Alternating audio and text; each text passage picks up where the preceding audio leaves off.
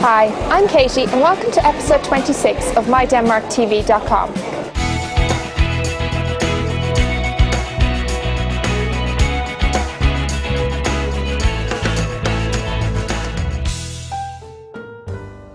As we told you last week, we have a little surprise for you this week, and here she is. I'd like to welcome Julie back to the show. Hi Katie. It's great to have you back. Thank you. As some of you may remember, Julie started off hosting the show in the very beginning, but took a few travels for a while and is thankfully back with us now. So how were your travels? Well, a break turned out to be a very long vacation for me in the US, and I enjoyed so much, and traveling across the United States.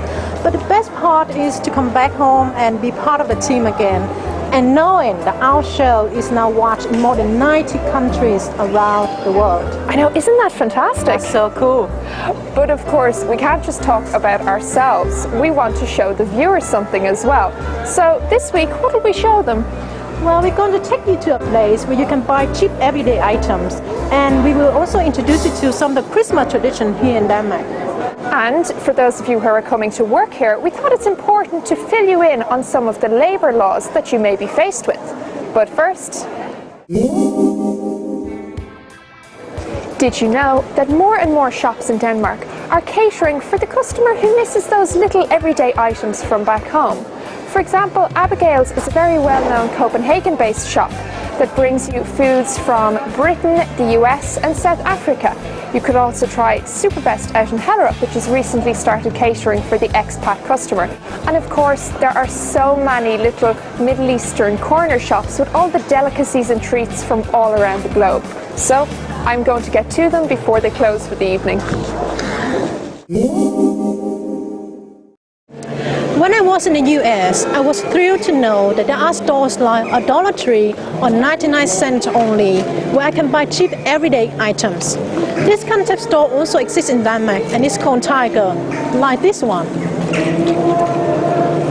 Since 1995, Tiger has proven to the public in Denmark that it's possible to buy cool things for the price of 20, 30 or 50 kroner.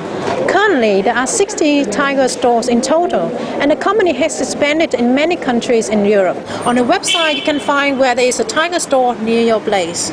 So now, let me go in and see what they have of interesting but cheap items before I tell you more about Christmas tradition here in Denmark.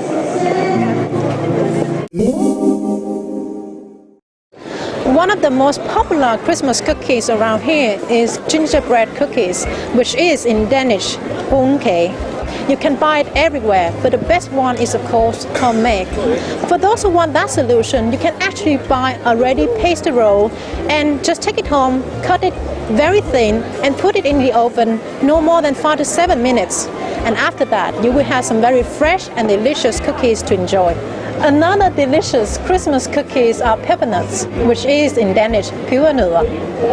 With a flavor of cinnamon and cardamom, I can tell you that it reminds many Danes about Christmas in the good old days, where they were still children and everything was still homemade.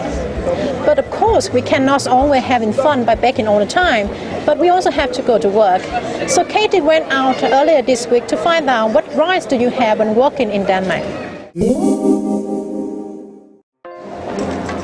Many of you coming to work in Denmark may be hired under one of three possibilities. You might be on a fixed term contract, you may be paid by the hour, or you could be getting a monthly salary. And depending what kind of contract and employment you're given, different laws might apply to you, so it's important to know them. First up, we have Funktionærslån, or the Danish Act for white-collar workers. It mainly applies to office workers or anyone on a monthly salary, and it provides a law and a protection for you on how many months' notice your employer has to give if they're going to fire you or let you go. For example, my friend works as an engineer, and his employment contract states that the employer has to give at least 3 months' warning if they're going to fire him. That increases by a month for every 3 years he works there, up to about a maximum of 6 months.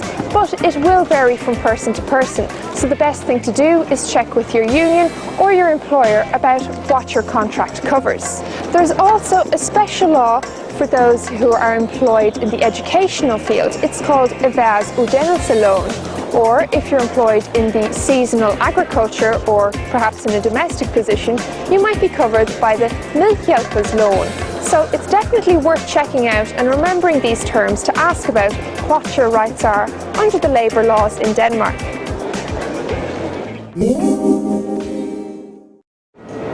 In episode 21, we show you how to have fun with Halloween in Tivoli. Tivoli does not open all year round, but it's open again in Christmas time from November the 23rd to New Year. Right now I'm standing in front of Tivoli very early in the morning, but I can assure you in a couple of hours there will be packed of people around here. Personally, I love to visit Tivoli in December and experience the beautiful decorations with Christmas spirits and different entertaining shows. One of the most popular shows among the Danes is Crazy Christmas Cabaret.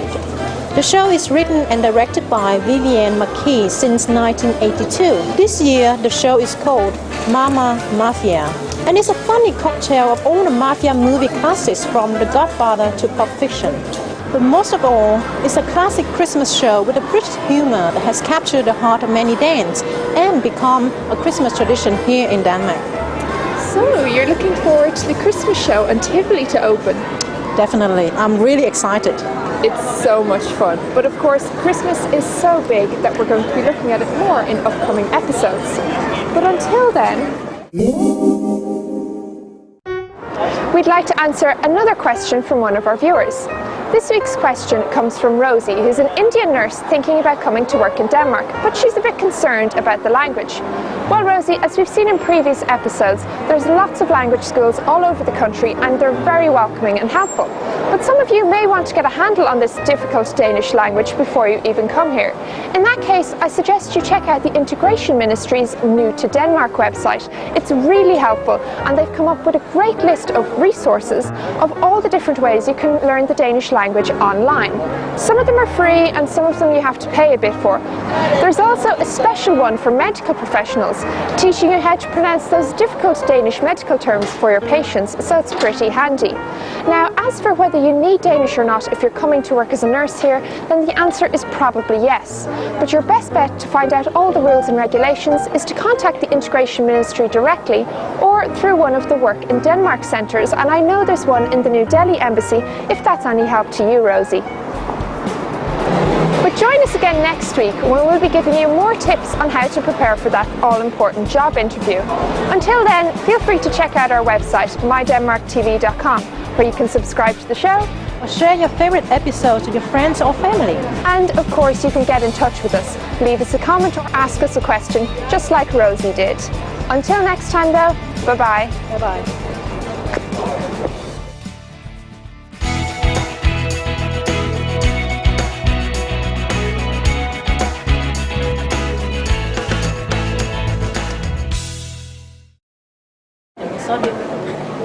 You may remember...